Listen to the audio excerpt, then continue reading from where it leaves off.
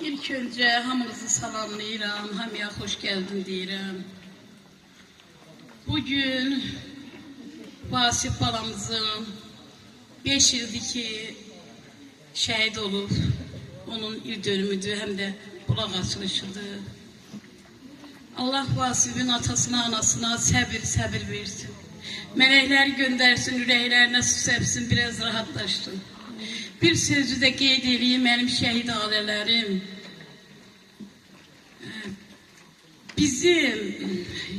Şəhidlər bizim başımıza qara yaylıq bağlamayıblar. Şəhidlər bizim ağ saçımıza ağ yaylıq bağlayıblar. Bunu Kur'an'ı tam bilən, Kur'an'ı okuyan adamlar bilər. Bu bəzi adamlara qeyri-adi gəlir bu sözlər. Yani ki bizim balamız uca zirvədədir. Allah'ın yanındadılar. Allah'ın bir adda şəhiddir. Mələklərdən qabaqdadılar. Onları orada evləndiriblər. Orada onlar yer içir, sərbəstdirlər. Hara getdi, haradan gəldi, onlara qadağa yoxdur.